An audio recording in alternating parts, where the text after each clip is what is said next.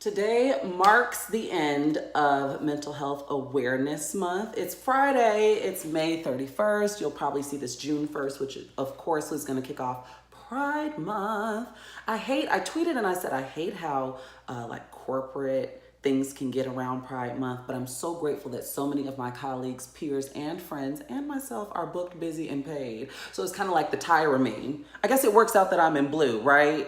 It's like, I hate the capitalism, but I love the booking gigs, like that type thing. So I've been gone because I've been on vacation. Yes, I got my braids. I went to Mexico and Catalina Island for 4 days to celebrate a friend's birthday. And while I was there, I turned off my phone intentionally because I wanted to be cut off from the world. Like, I literally needed a break. I felt like I needed to come up for air. I'm sure many of you all can relate. When I got back, though, I was bombarded with the headlines, the first of which is still bothering me. It was just a few weeks ago that I first returned to YouTube, and I believe it was at the end of my comeback video that I acknowledged the deaths of Nigel Shelby, who was a 15-year-old high school freshman from Huntsville, Alabama. And I also acknowledged that Muhlaysia Booker, she was a Black trans woman, 23 years old, I believe, who we witnessed her assault online. Like, she was mugged, mob style, jumped, and it was filmed and posted online for us to see, and it stemmed from a traffic accident. So while I was mourning Nigel, I was grateful that Muhlaysia, and these are isolated incidents, they just so happened to happen around the same time, but I was grateful that Muhlaysia was not a hashtag. She was here to tell her story. And then when I got back from vacation, that all changed. First post that I see is from one of my friends who's also an activist and a writer and so many things, but Raquel Willis posted that Muhlaysia is no longer here.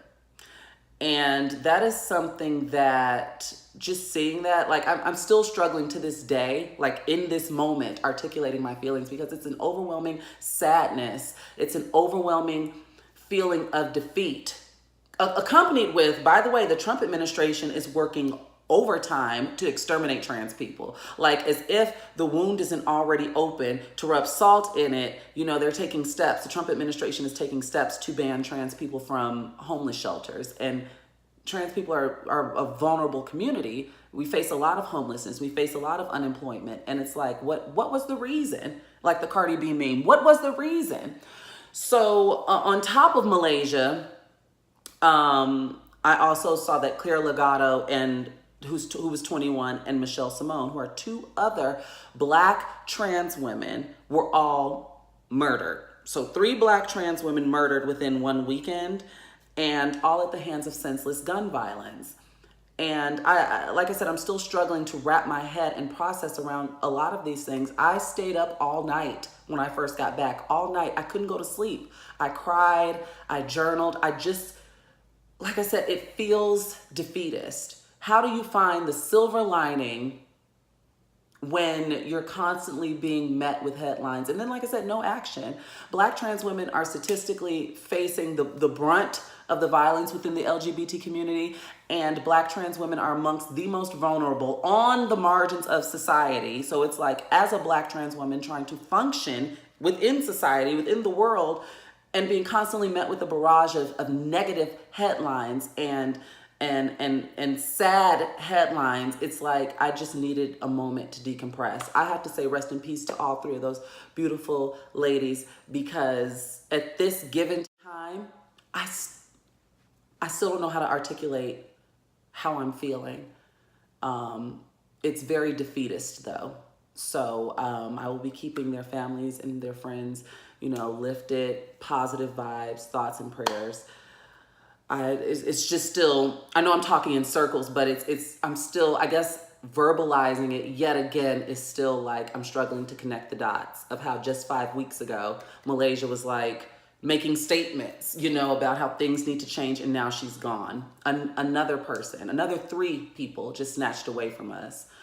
But I'm going to switch gears and move to When They See Us. I had the opportunity to screen the first 2 parts of Ava DuVernay's new 4-part miniseries on Netflix. It's called When They See Us. It chronicles what happened with the Central Park Five, whose names were Antron McCray, Kevin Richardson, Yusef Salaam, Raymond Santana, and Corey Wise. Now, this happened April of 1989. I was born January of 1988. So of course the story was not necessarily on my radar. However, as a news girl, I was familiar with the footnotes, like the Cliff Notes version of the story. But to see it told out in detail, you all have to see this. You have to see this. This is part of the delay.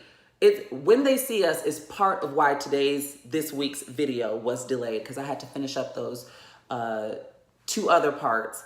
And it is a tale of, it just highlights the injustices and the systemic racism and the prison pipeline and how things have worked for so long in this country and how they continue to work for so long in this country. Because the Central Park Five, they weren't the first and they're not the last. Things like this are still happening to this day. These boys, I believe they've endured 42 hours of interrogation with no parental consent, supervision, no food, no water, no bathroom breaks, coerced into making these statements, and their lives essentially ruined. Now, later on, they were exonerated, but you have to see this for yourself, and make sure you get a good snack and have a box of Kleenex. Standout performances for me. Oh, I do want to say that part 1 and part 2 chronicles when they were children, and part 3 and part 4 chronicles them in adulthood. But standout performances for me were Ingenue Ellis, Isis King. You did such a fantastic job, sis. Niecy Nash, and of course, Jarrell Jerome, who we got familiar with. We were introduced to him through Moonlight, but he shines throughout this entire thing, especially in the conclusion part, which is part 4.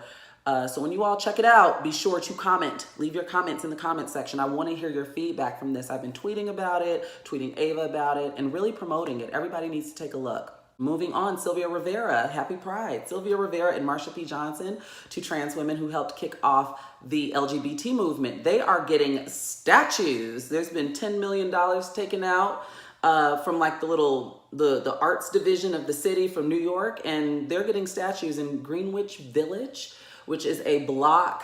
The statues will be a block away from Stonewall riots. If you're not familiar, Marsha P. Johnson. There's a good episode of Drunk History. Pull it up on YouTube. It stars Alexandra Gray and Trace Lissette, 2 of my friends. But Marsha P. Johnson kicked off the Stonewall riots, which was to protest police brutality. So I'm happy about that. That is a way to kick off Pride Month. Regina Hall is hosting this year's BET Awards, and I have full faith in her. The BET Awards air Sunday, June 23rd, 8 p.m. on BET. I have full faith in her because we know that Regina has the chops. We know that she has, the range, so to speak. She hosted the ABFF Honors here in Los Angeles a few years ago. I didn't get a chance to go, but I worked the red carpet for it. But I heard she was really good there. But I have full confidence in her because of her comedic timing. We've seen her many times as a comedic actress. And of course, don't we all love Brenda from Scary Movie? Like, we all love Brenda. So shout out to Regina for that. Did you see Lamar Odom's press run from his new memoir, Darkness to Light? He was on The View. I'm not going to show that clip, but he was on The View. Go back and take a look at it. It was an awkward interview, in my opinion, but I hear that he was extremely nervous. Whoopi kind of was like answering for him at one point. What I found most interesting, my biggest takeaway from his appearance on The View, because he's been everywhere, but my biggest takeaway was that, remember the night of the Bunny Ranch when he almost died, when he overdosed and we thought that he was on his way out? He is adamant that he did not do any drugs that night. Any drugs. He believes that Dennis Hoff, who's now dead, Dennis Hoff, who ran the Bunny Ranch, was trying to poison and kill him. But he couldn't say too much when he was on The View because he said, lawyers and things are wrapped up in it. But some of the employees from the Bunny Ranch are kind of signing on to Lamar's story. So I thought that was interesting. And of course, we've all seen on social media some of the footnotes. You got to look it up. Like I said, he's been everywhere. He's lived a crazy life, a very sad life as well. So I wish him nothing but the best in his road to recovery. Because, they say once you're an addict, a lot of addicts say, you're forever a recovering addict. There's no end point. So I wish Lamar the best. He seems to be in a great place, got his family around him.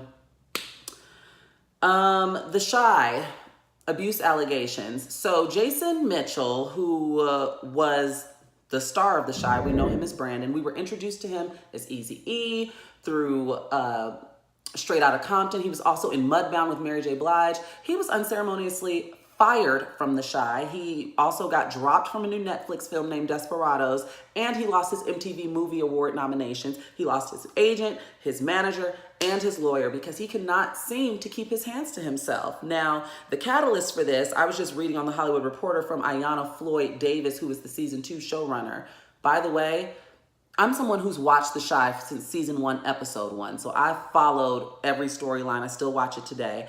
I think it's interesting, and it should be noted that this show has been through 2 showrunners within 2 seasons. But anyway, these allegations arose from his co-star Tiffany Boone, who plays his on-screen girlfriend Jerica during season 1. And allegedly Lena Waithe, who's the show's creator, was made knowledgeable of these. And her solution, according to Iyanla Floyd Davis, who was the season 2 showrunner, was to hire a Black woman as the showrunner and to put everybody through this kind of like HR training on like how to be a professional consenting adult on a set and keep your hands to yourself.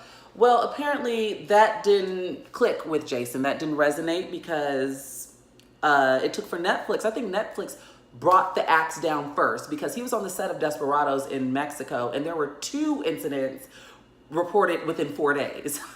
So he's gone. Like, his career is over. I am looking forward to the inevitable sit down that will happen with someone to see this line of questioning. What is it about? Oh, by the way, Tiffany Boone quit the show. So that was also like one of a major red flag. And then Iyanla Floyd Davis said that she was made privy, like Lena had told her, you know, Jason got some stuff going on. He don't know how to act. We did X, Y, and Z.